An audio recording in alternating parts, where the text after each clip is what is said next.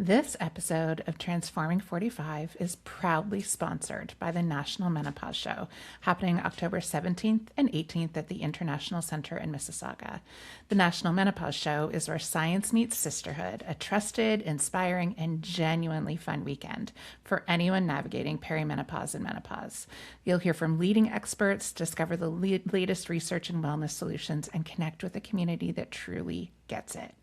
Get your tickets at nationalmenopauseshow.com and use my exclusive code Transforming45 and come as my guest. Can't wait to see you there.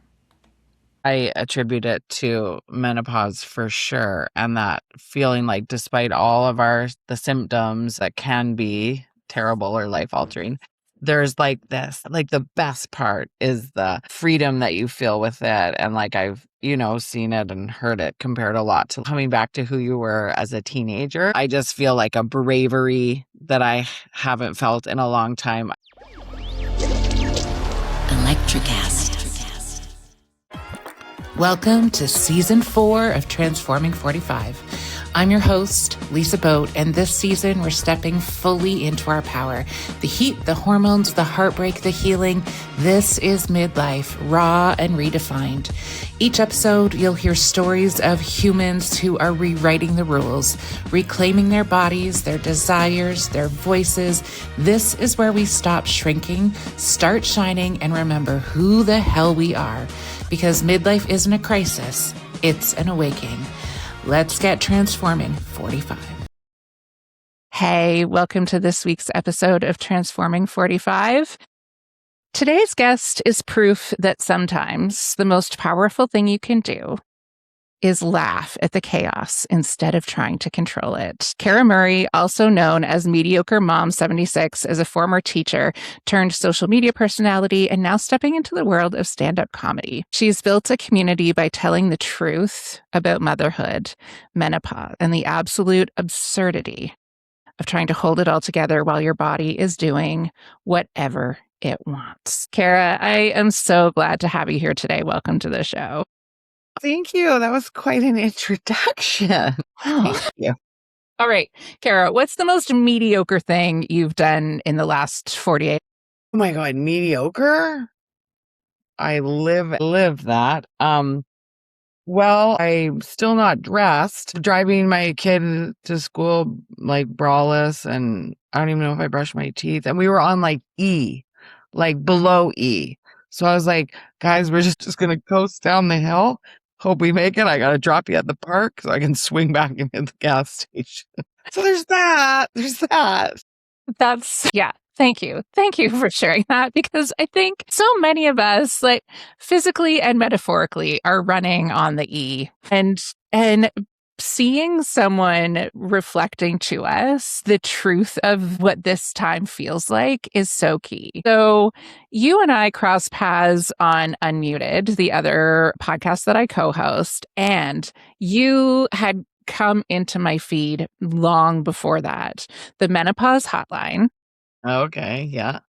Was where your personality first came into my world. And the sound of the clacking of the keyboard was like medicine for me. For you. Some people hate it. They're like, no, I can't. And so I've had to tone it down a bit on the audio. But yeah, some people, it's like music. I love that sound. I love the clack of a keyboard. And then the pure absurdity of what is going on in our bodies. So what was the inspiration for you to create the Menopause Hotline?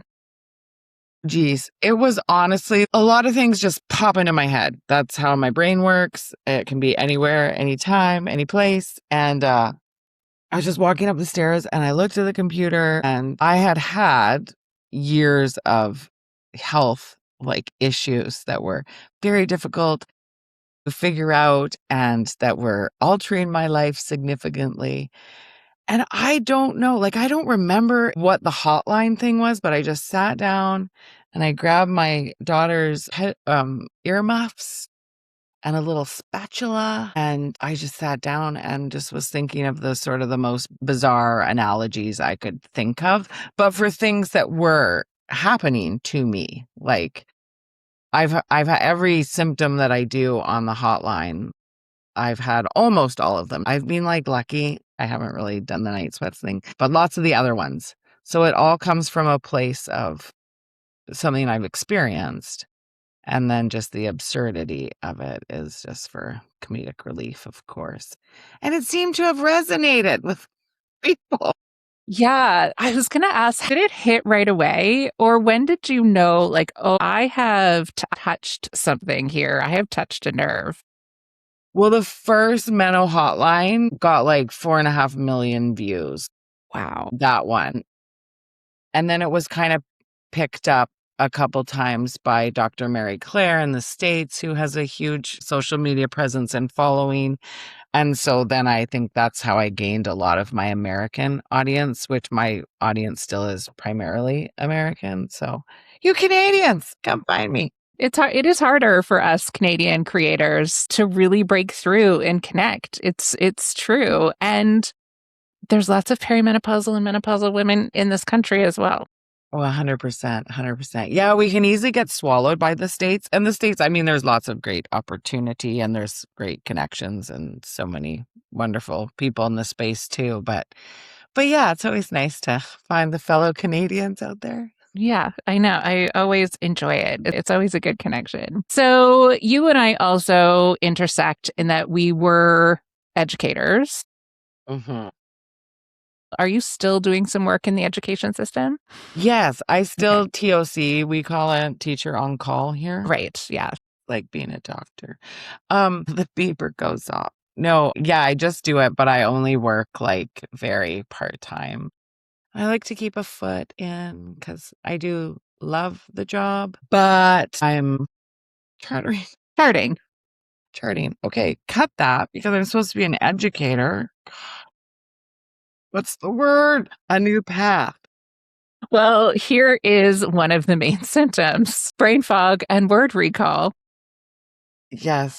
Yeah, that can make it really challenging to stay in the workplace and do that sort of thing when the energy of your brain is going to so many things, right? Well, and so many women that I talk to, I hate the word stupid, but you feel like you're just like, where did my brain power go and my intellectual mind? Because you're gasping for words. A friend of mine calls it a wordgasm. You're trying to get there and get there and get there. And you're like, she does a funny bit on it. Yeah, whether it's the word or your memory or just, yeah, I don't know. Mm-hmm. Sorry, what was the question? So it was What were we all talking of about? this. So who are you as an educator?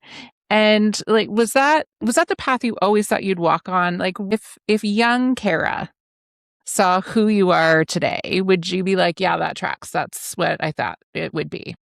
I think so. From like a young age, I wanted to be a teacher because my parents were teachers and my sister went on to be a teacher. Lots of teachers in the family. And my parents always loved their jobs so much. And they were very involved too in like extracurricular stuff. And so I was just like, this is a great job. And they always said it was a great job. And I liked working with kids. And we talked about camp counseling and stuff like that. And I love that. So yeah, it was an easy sort of fit and I liked it. But I always said as soon as I didn't like it, I would leave. And that is what's happening. Yeah. Yeah, that's what's happening now. I'm like, do I love it? I don't know if I love it. I think the job has changed a lot. Yes. And yeah, and I also think that we do when we're young. Like because I grew up with teachers and that being a good profession from what I saw, like I didn't think too much out of the box from that. Like I was just like, oh yes, I'll do this and I could be good at this and da da da.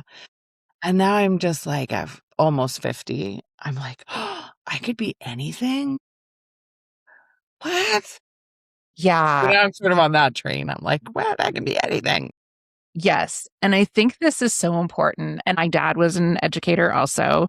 Yeah. So also saw that modeled for me. And however, I had the opposite feeling in that I saw like that was his life. Yeah, Right. yeah. I hardly saw him. I didn't really know him. Like Okay. this is hard to say, but when my mom passed away, one of my first thoughts was like, what am I going to do with this guy? Like, I don't really know him. Okay. And so I didn't want to be an educator because I Okay. had seen how much it had taken over his life. Okay. And when I graduated from university, I was engaged, and my mom was really like, you should just be an educator. She so wanted me to be stable and safe in ways that she wasn't. Looking back on it now, I understand that Mm-hmm. part of her. It's very secure. Very secure. Yeah. Very secure. And I think she wanted me to have something really safe, really stable, really secure. And so, yeah, when I started teaching, there were lots of things that I loved about it, right? I loved being with kids. I loved the community, like, of educators, like, all of that was great. Mm-hmm. But yeah, over time, the education system, anyone who is connected to it knows how much it has changed, and it's not even the same reality. And it's so hard on hearts, minds, bodies, souls. Mm-hmm. And I think what you said about, at 50, realizing I can do anything. I Yeah. think that this is something that is new for women of our generation, of making this choice of, I don't have to keep being miserable. I can do something different. 100%. And I attribute it to menopause for sure. And that feeling like despite all of the symptoms that can be terrible or life altering, there's like this, like the best part is the freedom that you feel with it. And like I've, seen it and heard it compared a lot to coming back to who you were as a teenager. And so it's in that I just feel like a bravery that I haven't felt in a long time. I feel more myself, comfortable and confident with like who I am, learning to lean into whatever skills or gifts ever we have. Like I thought, oh, maybe I was funny. And then this whole path has been like, oh, people think I'm funny. Maybe I can do something with funny. Like, and that's kind of exciting. And so trying to lean into that. It is exciting. It is equal parts terrifying and exciting, right? Because Yes, you're true. like taking a risk, reinventing yourself.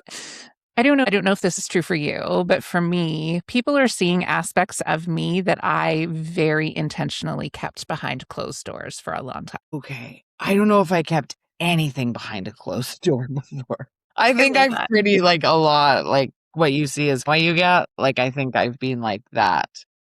But I care less, I would say, about what other people are thinking about who they see. Like I don't think I've hidden much, but maybe I cared more about what they were seeing than I do now. Yeah. Yeah. And maybe for me that's it as well. I have not quite gotten to the space yet where I'm like, I don't care what anybody thinks. Do you have any strategies or tips for how to get into that space? Oh my gosh. No, because when people are like, "Oh, you're so brave," I'm like, "Brave what?" I'm just like, "Oh, I wish I did." I do have a level of I don't care. I guess I am pretty secure in who I am. Love myself, including my body, and I feel very lucky about that because I don't have a bunch of hangups that apparently are very common with many people, not Mhm. just women. And I attribute that to my mom because she never put a lot of like weight and value on physical appearances. So growing up, I didn't have a mom that I saw jumping on the scale all the time, wearing a ton of makeup, making comments about like other people's appearance or her own appearance. And so I kind of grew up just not like hating my body or thinking there was something wrong with it, like to the extent that I think a lot of women are. And then I was with partners who thought I was beautiful. I hear and what a gift. And I'm so glad that you are able to express that in the way that you do because it is liberating for me because I did not grow up with a mom who had that mindset. My mom had been a Okay. model. My mom Oh, was wow. beautiful, Right. and it was a big part of her identity. Right. So when I was growing up, there was a lot of pressure for me as like her representative in the world to Wow. look away. None of this would have been conscious for her. I know that. Right. And I loved her, and she and I had a Of great course. Yeah. relationship, and multiple things are true at the same time. Yes. Right. 100%. I also recognize how much of that patterning, like there was so much in my world about what I looked like, what I wore. I remember, you know, when I was a teenager having a snack and she'd be like, if you keep eating like that, you will be 2-ton Annie. Like that is a direct quote from my mother. Right. And so there, I can't tell you how much energy I fucking spend looking at my body in the mirror going, I wish this needs to be different. I need to correct this. This is too big. Like it's daily. Yeah. And so when I hear that and I hear how common it is for women, that blows my mind. And I'm like, wow, because there have been times, right, when you're like, it's mainly for me, it's like when I can't fucking do up my pants. Then I'm like, fuck, I have to buy new pants. Yeah, no, I can't remember. I do remember a time when I did get when I got heavier, and then my mom making a few comments more about how I was eating, because she's a total health nut too. And she's still stuck in the bit of she won't eat like yogurt with fat. She's still in the non-fat margarine world. So she is that, but she didn't like push that on us. There were a couple of times when she's like brought up just me. And I think it was out of concern of me just not making the healthiest choices or options. But I don't think she was very superficial, and she still isn't. Like, we never cared about brands. We never cared about looks. So I know that is rare. I'm hoping to pass on a positive self-image and body image to my daughter, especially in the age of social media and all of that. This is where I was going next was Okay. it's so important to have this messaging happening for midlife women, yes, so that we can really start thinking through and deconstructing the programming that we had. And at this juncture in time, the amount of pressure on young humans to look in very specific ways. I feel like I keep talking about this, but here we go. So my husband and I are currently rewatching Beverly Hills 90210 from the beginning. Yeah. Yeah. Yeah. He watched it growing up as a teenager also. So he was the one actually, I had a really shitty day and I was upstairs in my room, like having a bit of a temper tantrum, like just internally, like I was just, and then I hear cranked up down here. And I felt my body go like have this moment of like release of this. And I came around the corner and I was like, are you watching 90210? And he was like, yes, get down here. Aw. So, and that was like it was the pilot. Like that was the day we watched the pilot. Although, like, I remember there was lots of talk around body image and expectations and, you know, what those people look like. But looking back on it now, those characters, Andrea, Brenda, Kelly, Donna, they looked like real people. And because when I compare it to the expectation for what girls at that stage now are in, I'm like,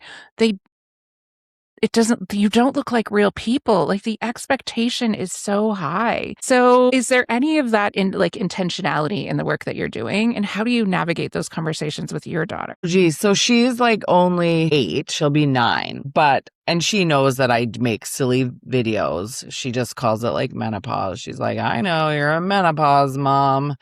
For a while, she was using that as a punchline. Like she didn't know what menopause was. So she would try to tell a joke because she's pretty funny. She would try and tell a joke and then be like, that's menopause.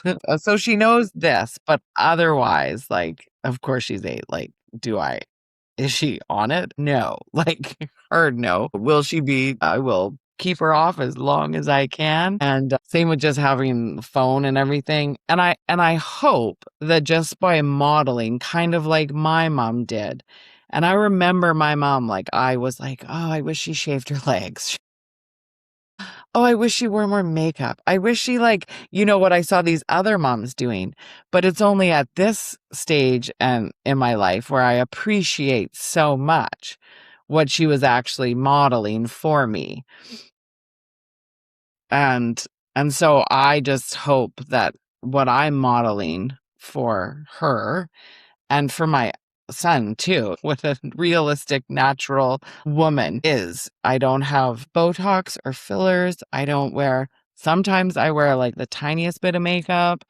I get my hair done sometimes. That's my fanciest thing. But, I try and brush my teeth. I try and put on some cream at night, or just because 'cause I'm really dry. Uh, Just the modeling of it, like, and her seeing mommy is happy, mommy is confident, mommy is, yeah. like, not afraid to, like, go out in the world just as she is. That is what I hope, because I feel like my mom, and I didn't appreciate it or realize it till much later on, Yeah. that yeah. That's really it's very powerful and powerful for our boys as well. So I have 2 boys who are 21 and 19. And so for them to also see that like woman authentically being herself in the world is Mhm. so important. And one of the other things that I appreciate about your work, because it's hard to find the balance in this time, Mm, is balancing the funny with mhm. acknowledging also the shit show that we currently are living in. Because you are not quiet in your advocacy, and I appreciate that, and that Yeah. you are bringing all aspects of your identity, right? Like yes, you're funny and you're a comedian and you are an advocate and you are not afraid to use your voice to speak for other people. So how are you finding it navigating the balance of those 2 things?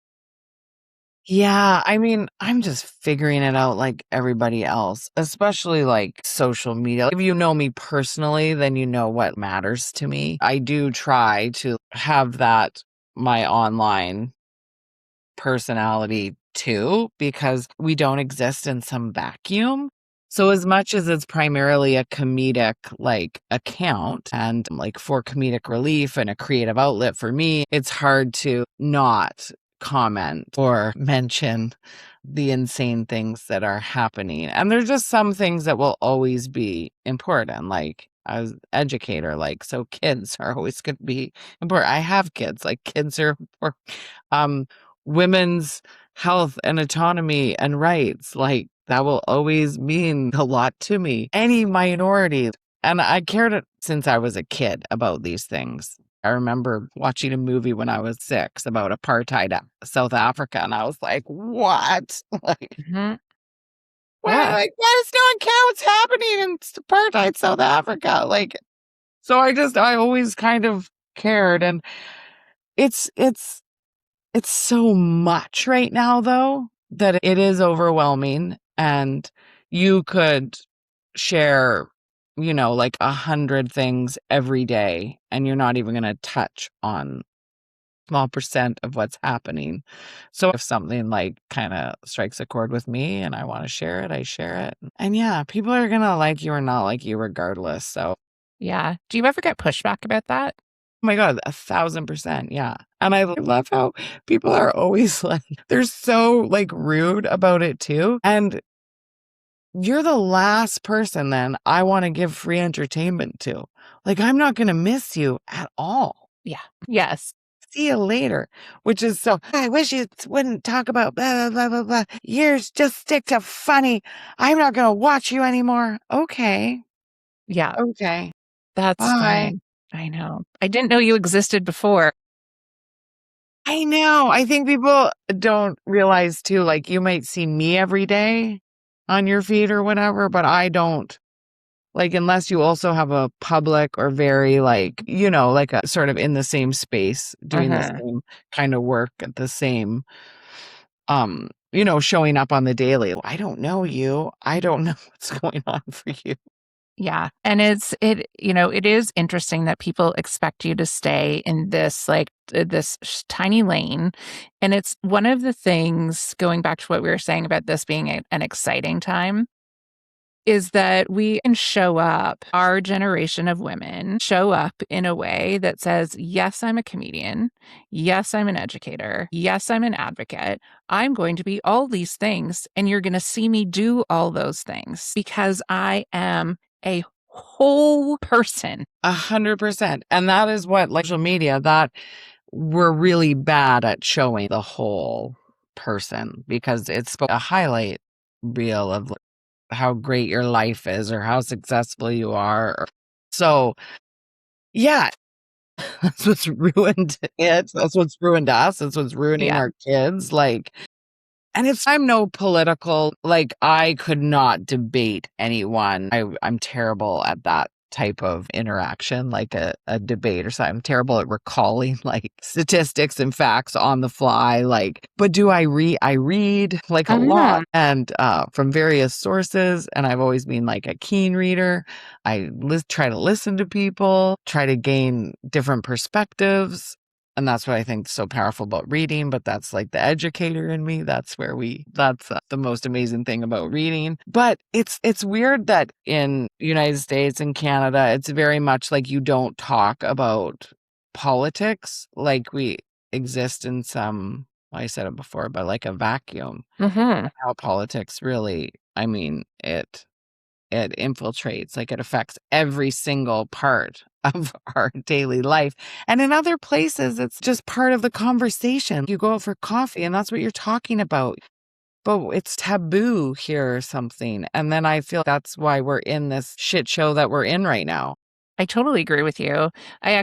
Trevor Noah was talking about this when he was hosting The Daily Show. And someone asked him what was the biggest difference between South Africa and the US. And this is essentially what he said. He said, here, everything is a secret. You can't talk about anything. He said, in South Africa, we talk about apartheid. We acknowledge that it happened. We talk about how it impacted people. We recognize it on the regular and we talk about it openly. Here in North America, we don't talk about slavery. We don't talk about the genocide we did against Indigenous people. We don't talk about any of those things. We just keep it a secret. And that's what creates poison in a society. Yeah, 100%. And we're like so disengaged. Yes.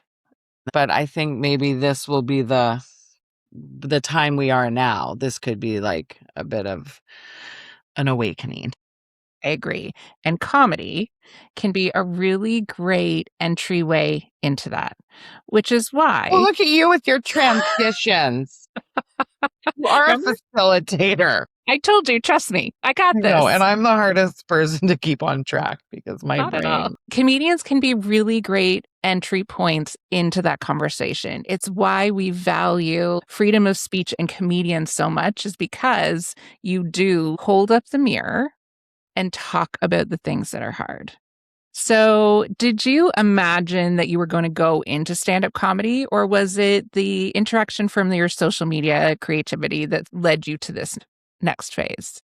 It's being on social media and just having like so much positive response that led me to being like, oh, okay, maybe I could do this. Because I was supposed to be a speaker at a couple things. And I was like, oh my God. And as a teacher, like you speak in front of people all the time. But I thought, you know what? Why don't I take like a class? Like, because people thought I was a stand up. And I was like, I am not a stand up. I'm just a mom with a phone. And some time. And so I had more time then. Anyways. And so then I took a class and it was like last year, like last summer. Like I'm so new. And I remember I was so nervous, but I was so proud of myself for just like signing up. And now less than a year later, I'm just like, get me back on stage. Like I want to be on the stage. I mean, it's terrifying, but it is the most fun. And I feel like the material comes to me and yeah, it's just the most fun. So no, I didn't think that I'd be doing this, but I'm so happy this is how it's evolved.